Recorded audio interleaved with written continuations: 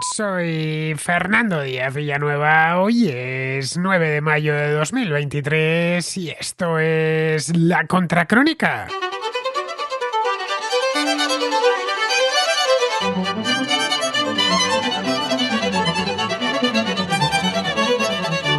Hoy, 9 de mayo, es una fecha muy señalada en el calendario festivo ruso. Celebran el aniversario de la victoria en la Segunda Guerra Mundial. Lo hacen con un vistoso desfile militar presidido por el presidente en la Plaza Roja. El de este año es el segundo desde que dio comienzo la invasión de Ucrania. El año pasado estuvo algo deslucido porque, a pesar de que la invasión había dado comienzo más de 2 meses antes, el ejército ruso había desistido ya de tomar Kiev en aquel momento y se replegaba hacia el este del país. Quedaba por delante un verano en el que el Kremlin no fue capaz de dar la vuelta a la situación. Al contrario, a finales de agosto los ucranianos desataron una ofensiva que alejó aún más el frente de ciudades como Odessa o como Kharkov. Ha pasado un año desde entonces y las cosas no parecen haber mejorado. En 14 meses, el que se decía segundo mejor ejército del mundo ha sido incapaz de culminar la invasión de Ucrania y de poner al gobierno de Volodymyr Zelensky, los dos objetivos principales que se propusieron cuando dio comienzo la llamada Operación Especial. De ambos, si es que alguna vez lo consiguen, hoy en día están aún muy lejos. En estos momentos solo se registran combates esporádicos en la ciudad de Bakhmut. El resto del frente permanece desde hace meses en una tensa calma y se espera una contraofensiva ucraniana para este mismo mes. Ni Vladimir Putin ni nadie dentro del ejército ruso se veía de este modo hace solo un año. De ahí que no haya mucho que celebrar. La posición de Rusia es netamente defensiva y no solo en Ucrania. Dentro de sus fronteras se han producido algunos sabotajes y la semana pasada un dron se estrelló contra la cúpula del Kremlin. El gobierno ruso responsabilizó a Estados Unidos, pero tanto en Washington como en Kiev niegan estar detrás de este ataque. Un ataque, por lo demás, muy complicado. El espacio aéreo de Moscú es uno de los mejor protegidos del mundo, más aún en las cercanías del Kremlin. Eso ha llevado a pensar a algunos analistas que tal vez se trate de una operación de bandera falsa, llevada a cabo por los servicios de seguridad. El dron del Kremlin no ha sido el único incidente inexplicable en los últimos meses. Este fin de semana, el escritor nacionalista Zahar Prilepin resultó herido en un atentado con coche bomba en la ciudad de Nizhny Novgorod, a orillas del río Volga. Prilepin ha sido una de las voces más significadas a favor de la invasión de Ucrania e incluso ha luchado en la propia Ucrania como voluntario. Putin culpó, por supuesto, al gobierno ucraniano del atentado, como ya sucedió en agosto del año pasado, con el atentado que acabó con la vida de Daria Dugina, hija de Alexander Dugin, un intelectual nacionalista cercano a los halcones de Putin. Como era de esperar, los portavoces del Kremlin han anunciado venganza. El expresidente ruso y actual jefe del Consejo de Seguridad, Dmitry Medvedev, ha pedido públicamente la eliminación física, y esto es textual, del presidente de Ucrania.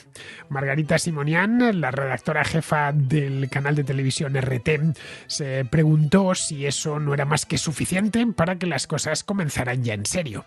Pero aparte de las soflamas patrioteras habituales, los principales noticieros rusos no transmitieron las escenas de la explosión del dron, lo que lleva a pensar que, de haber sido una operación fabricada, se hizo para consumo externo. Los ánimos de cara al 9 de mayo no son precisamente victoriosos, a pesar de que se trata del Día de la Victoria. Sigue estando prohibido terminantemente referirse en público a la invasión de Ucrania como guerra y algunos desfiles en pequeñas ciudades han sido suspendidos.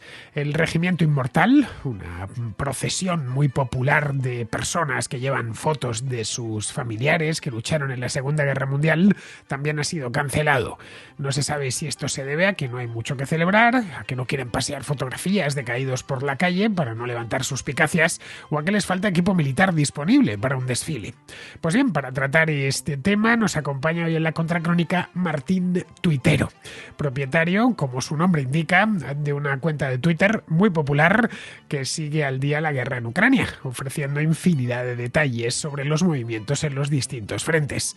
Tras más de un año dando seguimiento al conflicto, seguimiento diario, Martín tiene una idea muy precisa de lo que sucede por allá y de cómo la guerra se ha complicado mucho para los invasores.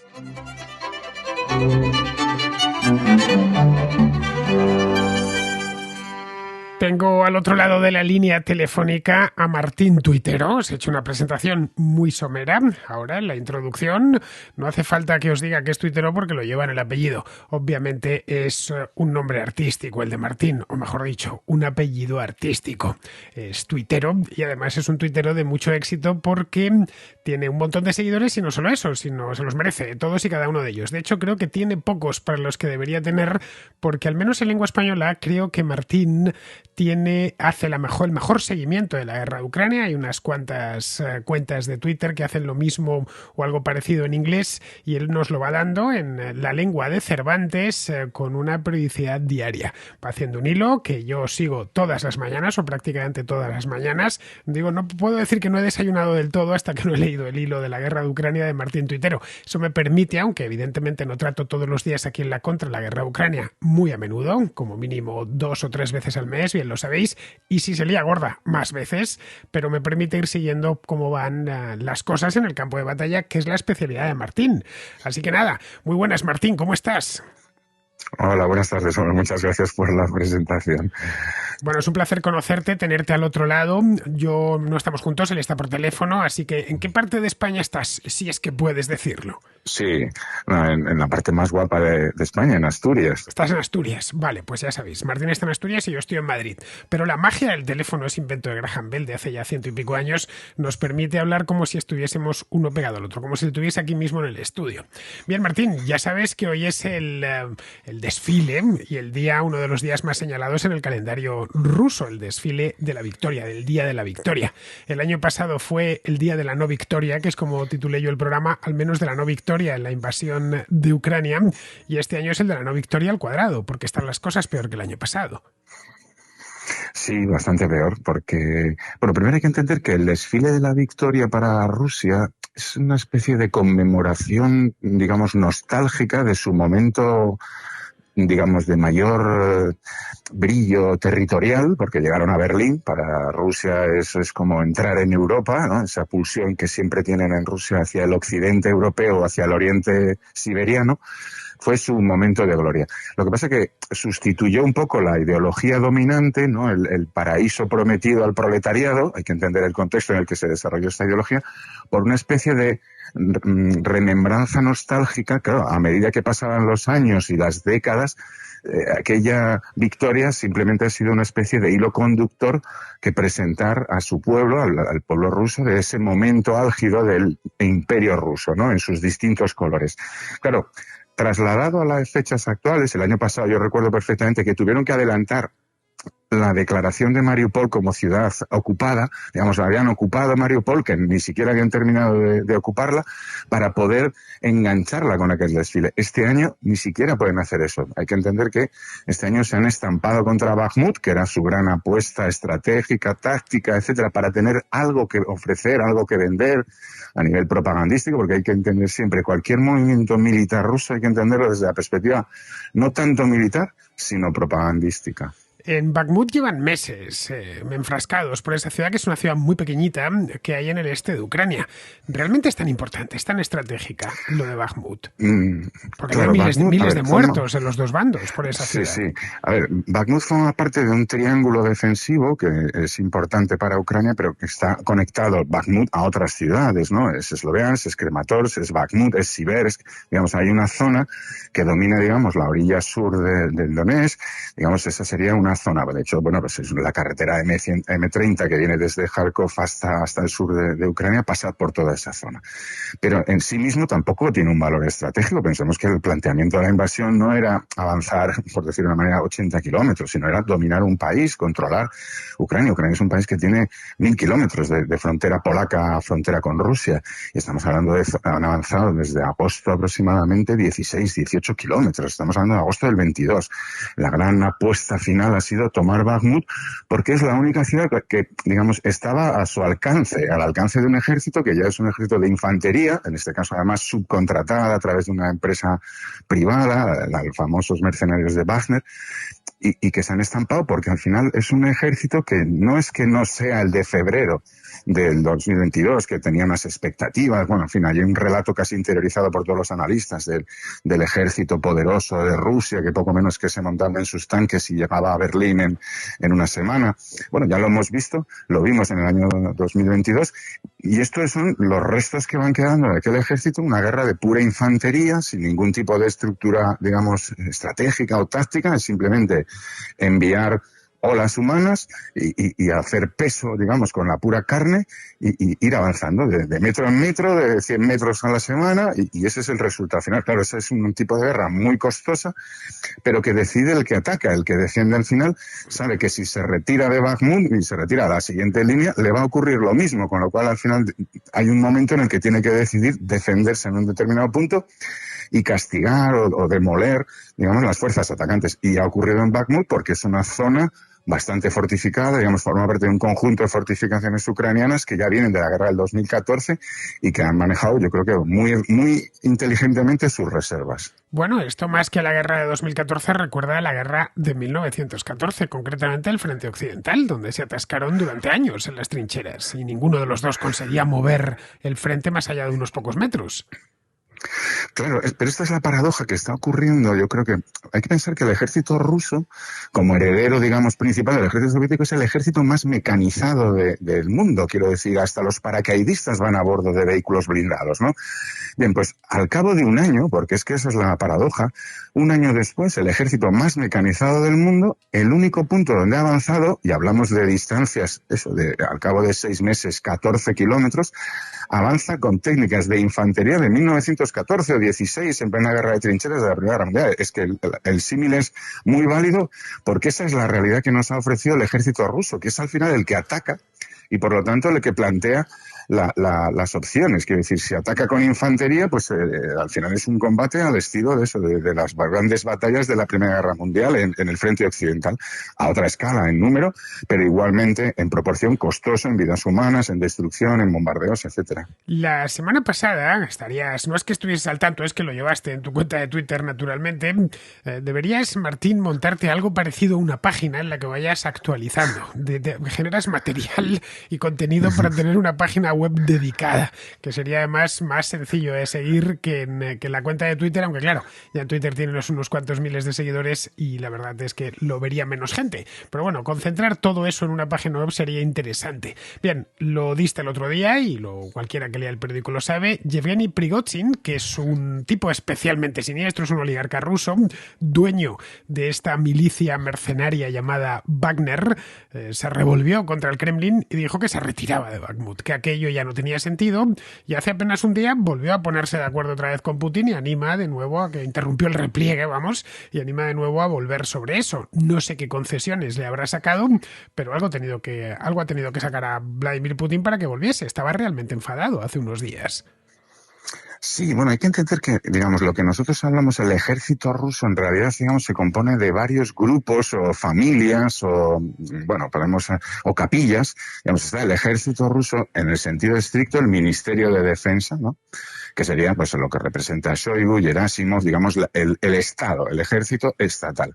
Junto al ejército estatal, hay que tener en cuenta que el ejército estatal, las levas, las movilizaciones, luego las desarrollan los gobernadores de cada región. Quiere decir que hay un proceso ahí de descentralización, bueno, bastante sorprendente para un Estado tan monolítico como el ruso. Pero bueno, ese sería, digamos, el gran ejército, ¿no? El ejército oficial. Pero junto a ese ejército han surgido, bueno, primero Wagner, que tuvo una trayectoria, digamos, como ejército privado para determinadas aventuras donde el ejército ruso, bueno, pues no quedaba bien, ¿no? Pues Siria, África, etcétera.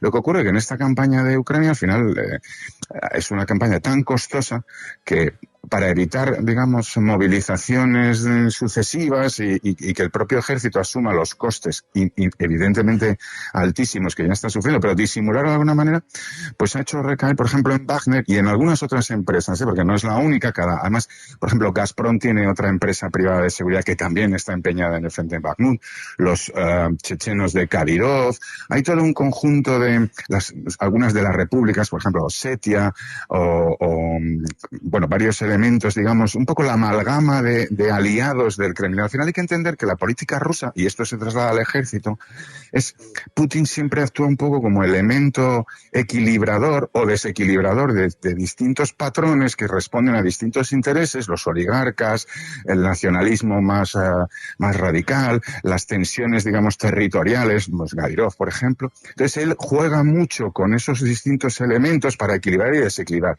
Y eso explica que Kadyrov se permita el lujo, pues, de insultar, bueno, de una manera brutal, porque lo dice así, a Shoigu, a Gerasimov, los llamó de todo, teniendo en cuenta sobre todo que, vamos, que no es un país que precisamente se caracterice por la libertad de expresión, y cuando eso ha sido un shock enorme, digamos, dentro de Rusia, ¿no? El oír a este hombre que está, digamos, dentro del régimen insultando a otra gran familia del régimen, ¿no? La del Ministerio de Defensa, la de los grandes mariscales, por decirlo, la de los uniformes planchados.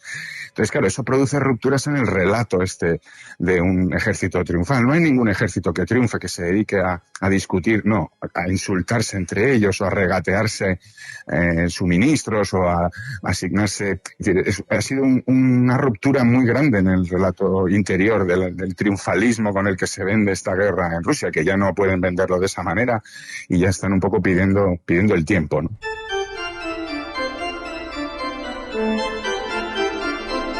Esto es una cosa que a mí me llamó la atención cuando empecé a interesar, que fue al principio, evidentemente en febrero de 2022, por la guerra en Ucrania y todo lo que estaba sucediendo. Yo hablaba, claro, de manera un tanto ingenua del ejército ruso, porque tendemos a trasladar lo que tenemos en nuestro país. Si España fuese invadida, pues tenemos un ejército, el ejército español, que se encargaría de defender el país. Se reclutaría a los jóvenes para que fuesen a defender España y, en fin, pasaría lo que pasaría, pues que habría que combatir, pero habría una unidad de mando y solo se podría hablar de un ejército.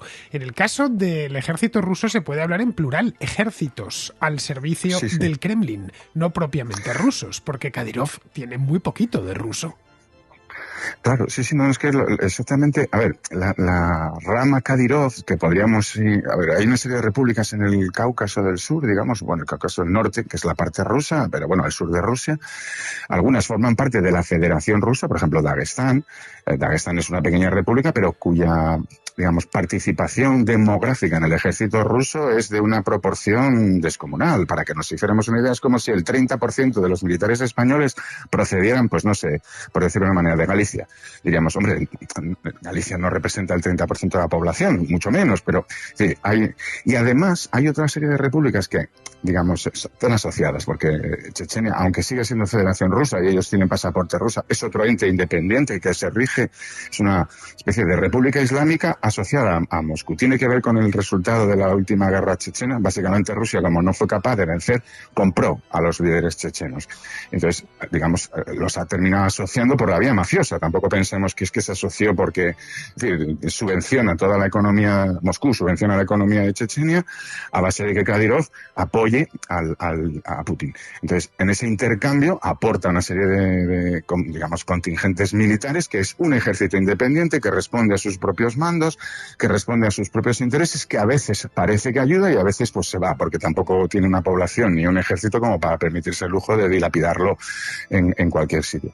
Y luego de eso existen pues las grupos privados, y luego hay que entender que dentro del ejército ruso pues hay unas grandes familias militares, pues los paracaidistas, los famosos VDVs por un lado, la infantería naval, lo que es la infantería, digamos, clásica de las brigadas mecanizadas, es decir, que cada uno de ellos responde a su propia tradición, a sus propias, incluso, zonas territoriales, ¿no? Hay que pensar que la infantería naval, por ejemplo, procede del Extremo Oriente.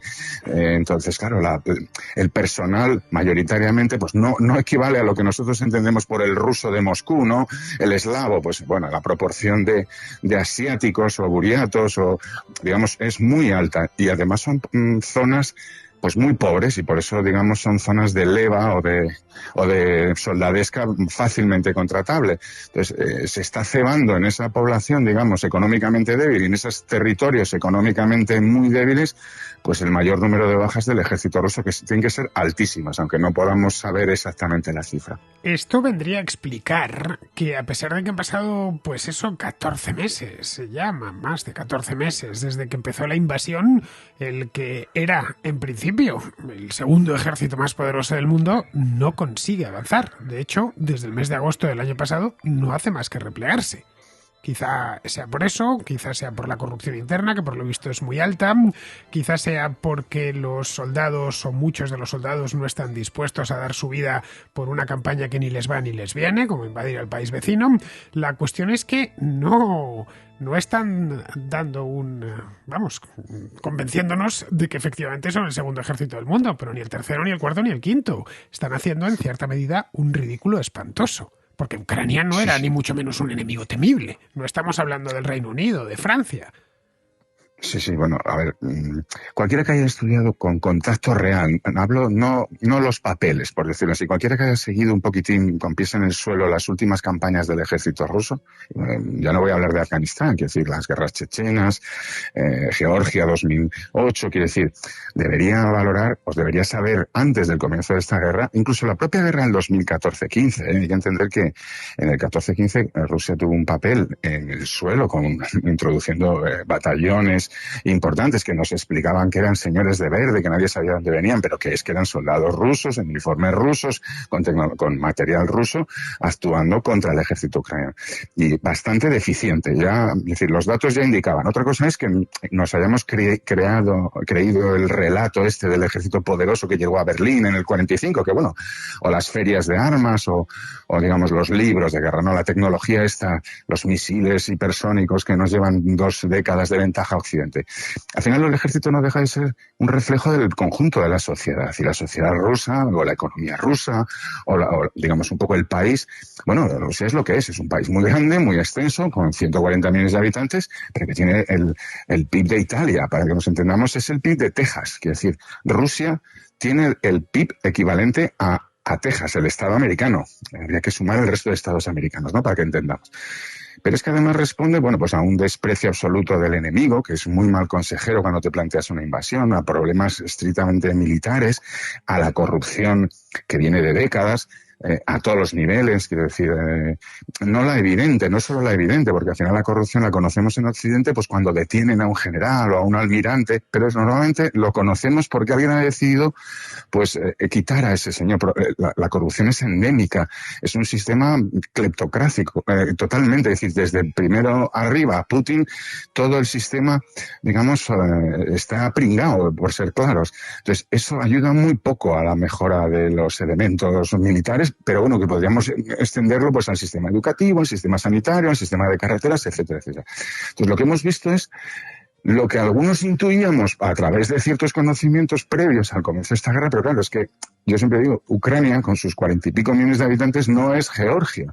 Entonces, si en Georgia 2008, frente a una pequeña república, apenas con un ejército de 8 o 10 mil hombres, ya tuvieron problemas frente a Ucrania, pues esos problemas solo han hecho más que acrecentarse. Y como al final, además, asumen una especie de superioridad, esta frase que nos dicen, Rusia no puede perder. Bueno, Rusia ha perdido las últimas guerras y las ha perdido con claridad.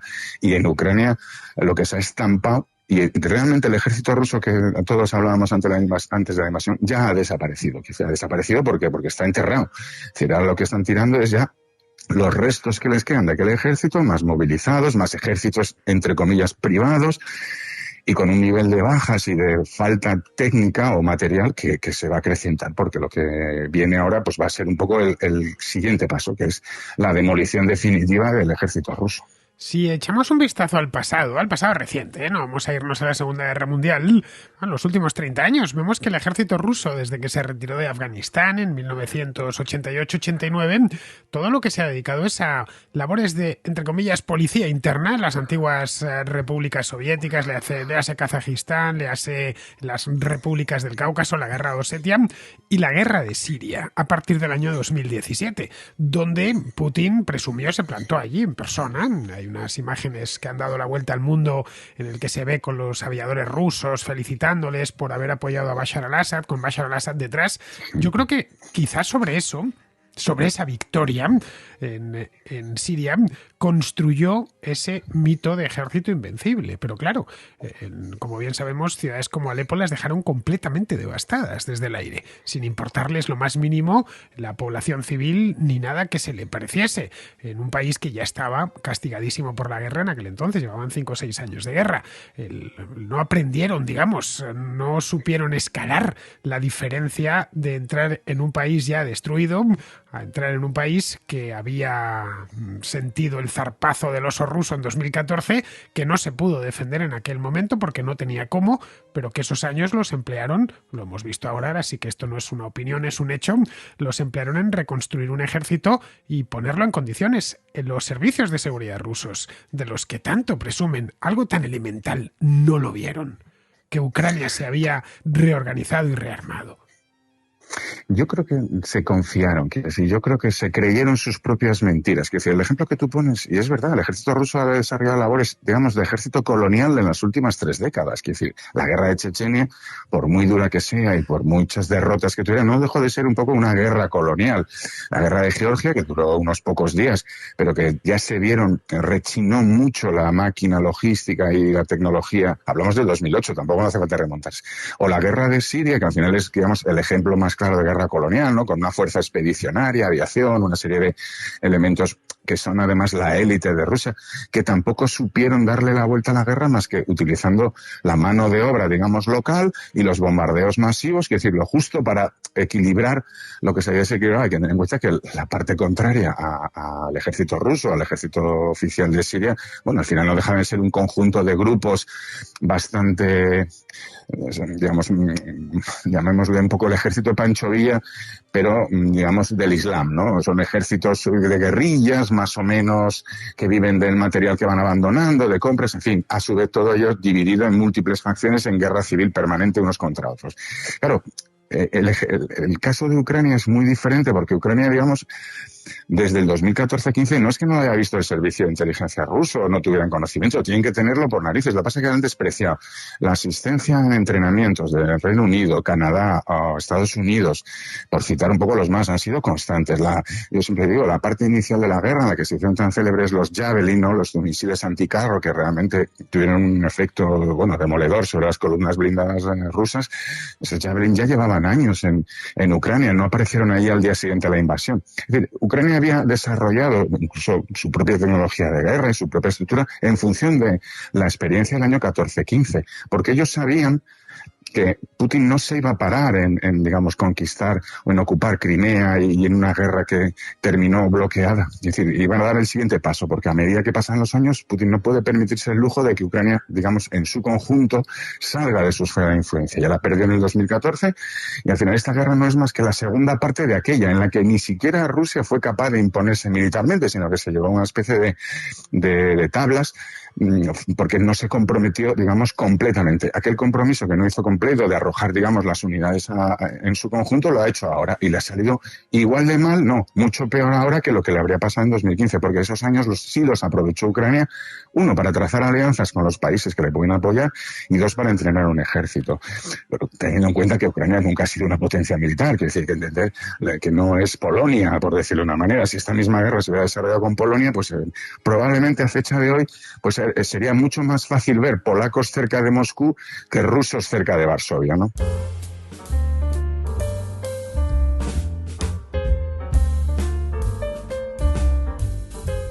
Vuelven las temperaturas agradables para salir los fines de semana con el coche y aumentan nuestras paradas para repostar carburante.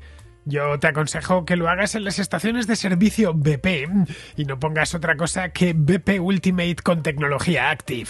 Porque con un depósito lleno de BP Ultimate con tecnología Active, tu coche podrá recorrer hasta 56 kilómetros más por depósito. Y eso es dinero que te ahorras y tiempo que no pierdes volviendo a parar a repostar. Pero el ahorro puede llegar a ser mayor aún, de hasta 8 céntimos por litro, con tu tarjeta Mi BP si estás en la península o en Baleares o tu tarjeta Plandino BP si estás en las Islas Canarias. Esto funciona de la siguiente manera. Siempre que pares en estaciones BP tendrás 3 céntimos de ahorro por litro en tu tarjeta y además puedes obtener hasta 5 céntimos de ahorro más cuando le pongas BP Ultimate con tecnología Active. Ya sabes, esto no solo es bueno para tu bolsillo, también es bueno para la salud de tu motor. Este tipo de carburante elimina la suciedad, mejora el rendimiento del motor y reduce su desgaste para que el coche te dure muchos años más. Descubre toda la información en mibp.es o plandinobp.es.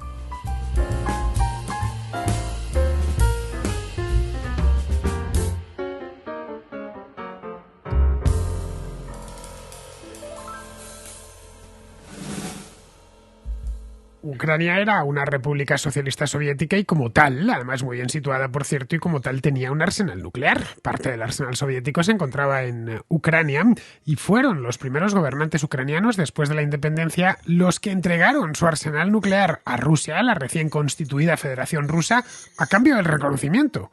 Es decir, hoy podría tener armas nucleares Ucrania, se desprendió de ellas voluntariamente. Claro, son el protocolo de Budapest, ¿no? Que se firmaron, digamos, bajo el auspicio de Clinton, que esa es una de las grandes paradojas de la historia, ¿no? Ucrania, digamos, dejó de ser una potencia atómica a cambio del reconocimiento y, por lo tanto, la integridad y el respeto de sus fronteras.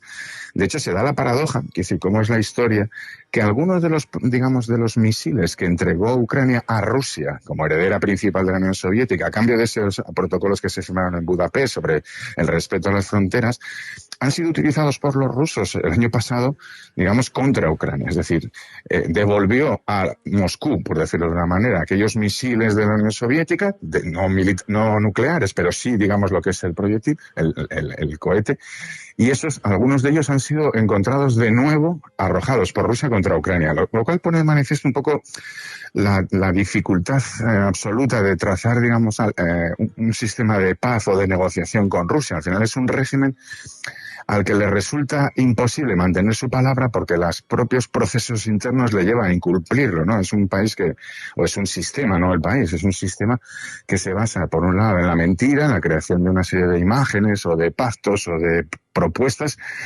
que solamente tratan de enmascarar pues, sus verdaderos objetivos. Y en el caso del conjunto de países, digamos, que estuvieron bajo su dominio, llamémoslo Pacto de Varsovia, llamémoslo ex-repúblicas soviéticas, al final la pulsión de Moscú siempre es recuperar ese gran imperio que fue y que desapareció. Entonces, como no han terminado de asumir, y además hay una parte incluso biográfica en el propio Putin, ¿no? En el líder, él vio caer el muro de Berlín y lo vio caer en Alemania, y eso ha sido una de sus grandes frustraciones personales. Entonces, a esa frustración personal del líder se une una cierta, digamos, nostalgia o frustración social en muchos elementos de la población rusa. Entonces, esa unión de esa nostalgia, ese sentimiento de frustración, de fracaso, del fin del comunismo, como no por la ideología, sino por lo que representaba de poderío, pues es lo que impulsa este tipo de políticas, no es lo que ha llevado, pues eso, a la guerra en Georgia, en cuanto Georgia quiso tener pues sus propias iniciativas internacionales o su propio desarrollo, o en el caso de Ucrania. Claro, con los que ya están en la OTAN, pues no sé, los países bálticos, con Rumanía, con Bulgaria, ahí ya no llega porque sabe lo que significa. Pero con todos aquellos que no están amparados por el paraguas de la OTAN, pues no quiere dejarlos y es capaz de desarrollar una guerra tan sangrienta y tan destructiva como la que está ejecutando en Ucrania. Una de los ases en la manga que dice guardarse Putin es el del empleo de las armas nucleares. Recuerda que nada más empezar la guerra, esto fue en febrero, ese mismo fin de semana, ya amenazó, ya puso en alerta a las fuerzas nucleares rusas y desde entonces lo va soltando de vez en cuando. La idea de si me molestáis mucho, os tiro las bombas, No se distingue tampoco entre estratégicas y tácticas, pero sí se podría, hace unos meses se habló mucho de ello, de que podrían llegar para desatascar el frente en el Donbass, podrían llegar a utilizar armas nucleares tácticas. Eso cambiaría el curso de la guerra en muchos aspectos, no solo en el propiamente bélico, sino también en el político. Sería el primer uso de armas nucleares desde la bomba de Nagasaki, por muy táctica que fuese. Claro, a ver, lo que ocurre es que aquí, bueno, es verdad que hay un discurso, hay que entender, la doctrina oficial rusa es el uso de las armas nucleares están reservadas para cuando está en peligro la esencia del Estado. Y la esencia del Estado nunca va a ser Bakhmut, ni va a ser Gerson, cuando perdió Gerson, como no fue cuando perdieron la guerra chechena, quiero decir, tampoco hace falta pensar solo en Ucrania.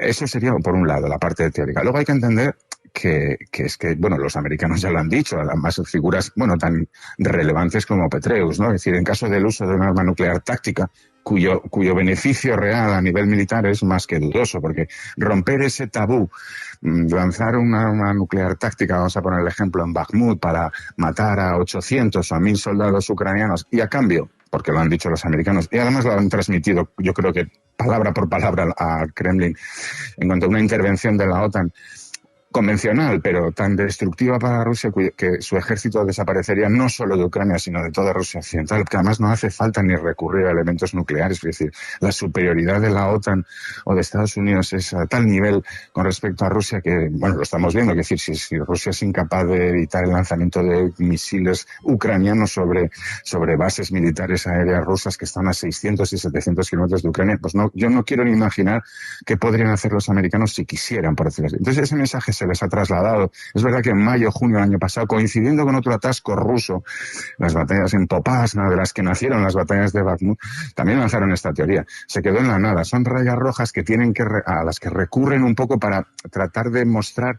Pues eso, yo siempre encuentro este símil del boxeador envejecido que no termina de darse cuenta que ya no es aquel boxeador que luchaba en los rings principales, sino que está aquejado de un montón de problemas, artritis, problemas en los pulmones, pero que de vez en cuando levanta el brazo como para decir, cuidado, os vais a enterar. Es un poco esa percepción, que es muy ajustada además a la demografía de Rusia, a su economía y al propio poder de su ejército. No quieren renunciar al relato del arma nuclear, pero el arma nuclear, digamos, ese tabú es irrompible, pero no solo por Rusia, quiero decir, lo pensamos, hay muchas más potencias nucleares en el mundo, Pakistán, China, Israel, hay diversos países, quiero decir, si un país se atreve a utilizar un arma nuclear, incluso táctica, para resolver una incapacidad militar en Bakhmut o en una localidad de esta entidad, porque no estamos hablando de que estén a punto de invadir el Kremlin, ¿no? Es decir, rompería un tabú de tal que nadie puede permitir eso. Y por supuesto China también lo ha expresado claramente, el resto de países. Es decir, ahí está Tao, porque de hecho nadie dentro de la cúpula de poder profundo de Rusia estaría de acuerdo, porque saben que es el fin de Rusia como tal. Es decir, probablemente después de eso ya nadie se plantearía una Rusia como la que hemos conocido, sino su simple troceamiento en una serie de repúblicas que jamás a lo largo de la historia podrían volver a tener esa capacidad de hacer daño nuclear al resto del mundo, porque eso no sería una bomba nuclear contra Ucrania, sería el uso de una bomba nuclear en un contexto totalmente, digamos, desproporcionado, digamos, arbitrario, caprichoso, sin sentido, y la ruptura de un tabú, digamos, tácito que lleva a la humanidad pues desde 1945. Leí el otro día en un periódico estadounidense que en el desfile del Día de la Victoria, en el de Moscú, no va a comparecer el Regimiento Inmortal, que tiene mucho predicamento allí, porque es en el que salen los familiares de los caídos en el campo de batalla en la Segunda Guerra Mundial. Bueno, todo el que haya visto, aunque sea de pasado, un desfile ruso o soviético, los habrá visto con unos retratos muy grandes. Eso no va a estar, va a ser por lo tanto ya un desfile descafeinado y quitándole simbolismo.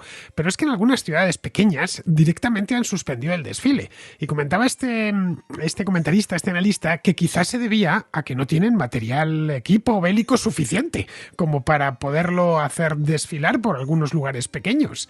Eso es una posibilidad, porque el desgaste de material que han tenido en los últimos a lo largo de este invierno y en la última ofensiva ucraniana de finales del verano debió ser considerable. Hay que desplazar el equipo hasta lugares perdidos de Rusia y después devolverlo otra vez al frente. No parece la mejor decisión, sobre todo si andas escaso. El hecho es que esos desfiles están cancelados. Sí, yo creo que hay, digamos, un poco una mezcla. Bueno, el elemento material es evidente, quiero decir, estamos viendo, pero ya nadie lo pone en duda, porque es que hemos visto T-55 de la Unión Soviética. Para los que no lo sepan, T-55 pues eran los carros de combate que entraron en la década de los 50, era lo más avanzado que tenía Rusia. Porque son los que entraron en Budapest, por decirlo de una manera, en el año 56. Bueno, pues ese mismo vehículo, sin mayor actualización, porque además es que ni siquiera han recurrido a actualizaciones que digas, oye, los han modernizado, les han puesto telémetros láser, les han puesto visión térmica. No, tal cual los estamos viendo desplegar en Ucrania. Claro, cuando una potencia que presumíamos o se presumía como Rusia, al cabo de un año de guerra, ha incurrido en tal nivel de pérdidas materiales y personales, pero hablamos ahora de las materiales, que no solamente es incapaz de reponer las pérdidas, digamos, con elementos más o menos modernos, sino que tiene que recurrir a vehículos de más de 70 años sin actualizar para rellenar los huecos, literalmente. No significa que no tenga tanques modernos, que decir, tanques tiene, pero los está perdiendo de continuo. Es decir, cada vez que hay un envío de tanques, entran 20 y pierde 15, o entran 20 y pierde 30. Es insostenible. Eso tiene que ver con los desfiles. Claro, yo me centro en los tanques, pero podríamos hablar de otros muchos tipos de vehículos, que si al final el tanque es un poco la primadona del campo de batalla. batalla, pero cuando pierde tanques está perdiendo pues muchos más camiones, muchos más blindados, muchos más vehículos de transporte, es decir, está perdiendo en escala todo, ¿no? Entonces, eso se traslada, claro, a ciudades, por ejemplo, como Voronezh o Kursk, que son ciudades con una presencia, unas guarniciones, digamos, tradicionales y presentes muy importantes. Todas esas unidades están comprometidas en Ucrania y han sufrido un nivel de bajas muy grandes. Claro que va a haber un desfile probablemente en Moscú. Se duda, porque yo leía unas declaraciones de Peskov antes de ayer, que claro, nunca sabes si dicen la verdad o no, en la que, bueno, parecía que Putin iba a aparecer a través de una presentación, digamos, tipo pantalla o plasma, que no iba a estar presente. Bueno, lo vamos a ver, sabremos si es verdad o no. Pero es verdad que en numerosas ciudades, digamos, se ha suspendido. También es verdad que hay una política un poco intencionada, yo creo que desde Moscú, de generar una cierta sensación de desasosiego en la población, digamos, en las zonas más limítrofes con Ucrania, pues Belgorod, incluso Kursk, Voronezh, Rostov, digamos, todo el arco de 100, 200 kilómetros alrededor de Ucrania, un poco para generar una especie de paranoia defensiva, ¿no? Nos atacan los ucranianos, ¿no? Porque hay un contrarrelato dentro de Rusia en el que han convertido una operación que iba a durar 3 días, victoriosa, gloriosa, del ejército todopoderoso, poco menos que la OTAN nos ataca y es que no podemos sacarlos. Es decir, hay un poco mezcla de ese relato un poco victimista ante su población, mezclado con el relato victorioso ante su población y probablemente mezclado con la realidad de las pérdidas inmensas, porque yo creo que no somos del todo conscientes del nivel enorme de pérdidas en que ha incurrido el ejército ruso. Es algo no visto, en el concepto de guerra moderna, probablemente desde Corea. Incluso el caso de la guerra del Yom Kippur en el 73 entre Israel, Egipto y Siria, no se ha visto cosa igual a nivel de pérdidas visualmente confirmadas, y cuando digo visualmente confirmadas es que están localizado e identificado cada uno de ellos con prueba gráfica. Hay cerca de 2.000 carros de combate rusos. Son pérdidas inimaginables en cualquier ejército. Esta paradoja de la que hablas, que por un lado están con un discurso triunfalista y por otro con un discurso medianamente derrotista, o por lo menos advirtiendo a la población que las cosas no están tan bien como debieran, se vio la semana pasada con el tema un tanto extraño, muy misterioso, del dron que explotó en la cúpula del Senado, el Kremlin. Fue una cosa realmente llamativa porque probablemente el Kremlin y la Plaza Roja formen parte de uno de los lugares, pues algo así como la Casa Blanca o el Capitolio de los Estados Unidos, cuyo espacio aéreo está más protegido. Es decir, alcanzar eso tiene que ser realmente complicado, muy pero que muy difícil. Y aun con todas llegó en plena noche y explotó. Pero curiosamente luego no lo dieron demasiado en los noticieros de rusos. Se lo comentaron, pero si lo están comentando, están reconociendo que son alcanzables, que pueden atacar el corazón mismo del poder ruso, que han llevado un dron, pero podían haber llevado 50. Y 50 explosivos, y en lugar de estallar encima de la cúpula, que hubiera caído en los jardines o en uno de los edificios. Es curioso, a mí me produce cierto desconcierto, no sé cómo explicarlo. Por un lado ves estos programas que tienen, estos chiringuitos bélicos que se organizan, el de la Simonian y compañía, ¿no? Ya sabes a cuál me refiero, ¿no? Y por otro lado están mostrando este tipo de debilidad. Sí, es que, bueno, hay que entender que, digamos, el régimen ruso desarrolla siempre múltiples relatos y coincidentes, es decir, es una estrategia básica de la propaganda, es decir, desarrollan varios relatos que son cada uno de ellos contradictorios, pero que alcanzan como a distintos sectores de su público potencial, ¿no? Entonces, hay un relato previo incluso al comienzo de la guerra, ¿no? Que cada vez se extiende más, que es Rusia se ha visto obligada a invadir Ucrania porque era la única manera de salvarse frente a la expansión de la OTAN inicialmente, o frente al terrorismo nazi, o como quieran identificar a Ucrania, un país presidido por un señor que es judío, pero bueno, nos han querido convencer de que Zelensky es poco menos que la reencarnación del nazismo. Bueno, en fin, son discursos totalmente contradictorios, ¿no? El de la victoria en 3 días, pero al mismo tiempo nos ataca la OTAN, vamos a tomar Bakhmut y eso nos abre las puertas hasta la frontera polaca, pero al mismo tiempo tenemos que poner protecciones y puntos de hormigón y defensas kilométricas alrededor de Belgorod, como entró el caso mismo del ataque que se ha producido en Moscú. Bueno, por el tipo de dron sabemos más o menos que es un dron, digamos, no voy a decir comercial, pero con un alcance muy limitado. Eso ha salido de Rusia Rusia, es decir, probablemente además de no mucho más allá del propio entorno de Moscú, porque no tiene autonomía para más, no es un ataque a través de un dron, digamos, de largo alcance, o un sistema complejo, eso ha salido de Rusia. ¿Quién lo haya podido mandar? Bueno, pues unos rusos descontentos, algún grupo terrorista, incluso el propio régimen, una especie de operación de falsa bandera, algo para tener una excusa, galvanizar al pueblo, pero al mismo tiempo no someterlo a demasiada tensión. Lo digo porque concurren siempre varios relatos totalmente contradictorios, pero que se dirigen a distintos segmentos del público, por decirlo así. Y eso es muy habitual, quiero decir, pueden explicar al mismo tiempo, bueno, recordemos aquellos famosos discursos de los biolabs que había en toda Ucrania, que estaban creados pues para poco menos que para, digamos, infectar a toda Rusia, lo cual era un elemento de temor, viniendo de la pandemia del COVID, por ejemplo, pues se jugó con aquella idea totalmente falsa, pero era una manera de colocar a la población rusa a la defensiva, ¿no? Preocupada, mira, nos quieren, bueno, poco menos que convertir en enfermos a través de una serie de cosas. Bueno, y al mismo tiempo era un ejército que iba a acabar con todo, iban a llegar a Berlín en una semana, a Polonia en 5 días y Kiev caía en 3. Es decir, la coincidencia de discursos o relatos contradictorios, pero al mismo tiempo emitidos todos desde la misma fuente. Bueno, al final hay que pensar que también es un poco, nunca tenemos que olvidar, yo siempre recomiendo esto, no nos olvidemos de 1984 como novela, digamos, que capta perfectamente el sistema de poder, digamos, moscovita, ¿no? Es quizás la mejor guía que podemos tener para poder entender todos estos mensajes o actuaciones incluso. Pueden decir una cosa y su contraria y lo único que piden es obediencia ciega a cambio. Solo que, claro, al haber distintos sectores, pues lo mismo sacan la bandera roja del comunismo, que te hablan del zar, que te hablan de la antiglobalización y la lucha contra el imperio mientras roban el grano de Ucrania. Es decir, son distintos mensajes para distintos públicos dentro de su órbita, interna o externa. Si hay algo que esta guerra la está caracterizando, porque desafortunadamente todavía no ha terminado, es la propaganda. En eso el Kremlin sí que está teniendo mucho éxito dentro y un éxito parcial fuera. Bien, sabemos que en Occidente hay demasiada gente, a mi juicio, que sigue participando de toda esta historia, de todo lo que sigue comiendo y además digiriéndolo bien y con mucho aprovechamiento los platos que les sirven desde el Kremlin, desde sus terminales mediáticas.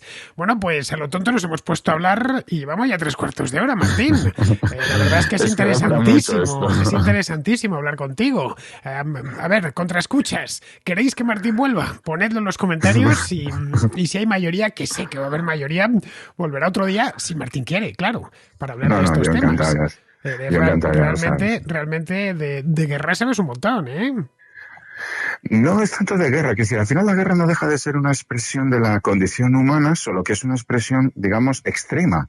Y, digamos, en esos puntos extremos, es decir, es verdad que estamos acostumbrados a pensar en la creatividad humana, pues a nivel artístico, a nivel arquitectónico, incluso a nivel industrial. Pero la guerra no deja de ser una expresión humana histórica, digamos, humana no que sea, digamos, positiva, sino que viene coincidiendo desde el surgimiento de la humanidad y está ahí, luego algo tiene que haber, ¿no? Pero al final explica otras muchas cosas que vivimos y que no. Por ejemplo, esto que hablabas de la propaganda es tan importante, ¿no? Se ha teorizado tanto sobre lo que es una guerra híbrida, la labor de la propaganda, digamos, la participación de elementos no estrictamente militares, pero que coadyuvan al éxito o no de una operación militar. Y la estamos viviendo directamente, es decir, vemos cómo se desinforma, se utilizan técnicas muy básicas, pero bueno, hasta cierto punto exitosas con determinados públicos. Y esa parte de la lucha por la verdad es una parte de esta guerra, ¿no?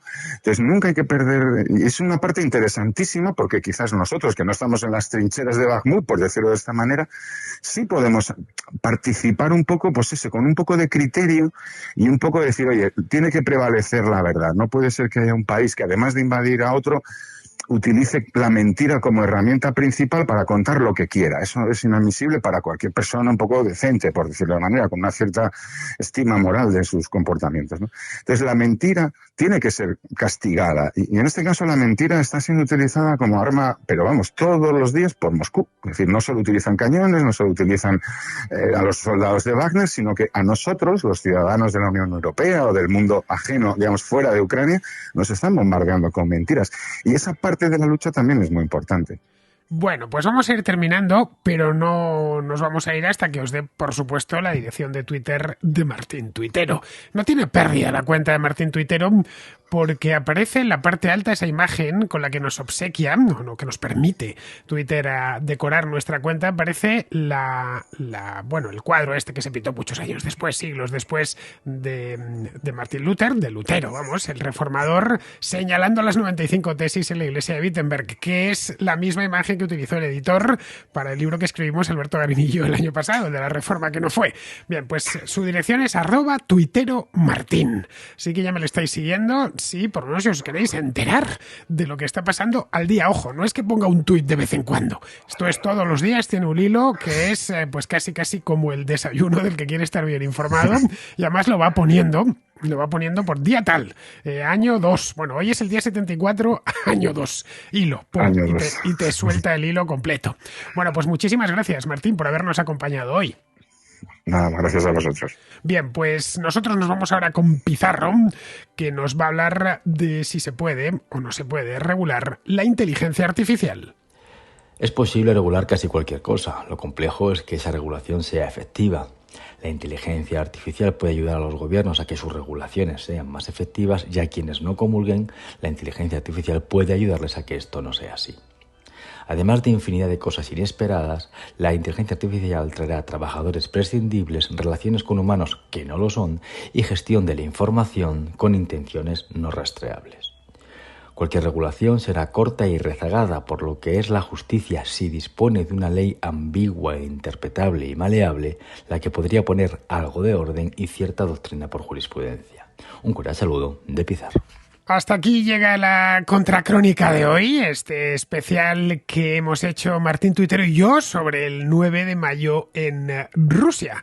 El año pasado ya le dediqué un programa a esta misma efeméride, que en principio no debería tener demasiado interés para el público hispanohablante, salvo que Rusia se haya puesto a invadir un país como es el caso. Así que este año, 2023, ya lo tuvimos en 2022, solo nos queda tocar madera, cruzar los dedos o lo que haga falta para que en 2024 no tengamos que dedicar un nuevo programa al 9 de mayo. O si lo dedicamos sea para comentar el desfile, pero no para hablar de la guerra de Ucrania. Esperemos que para entonces ya se haya terminado y que los invasores rusos ya hayan sido repelidos. Muy bien, queridos, pues con esto se termina la contracrónica de hoy y os emplazo a que regreséis por aquí mañana.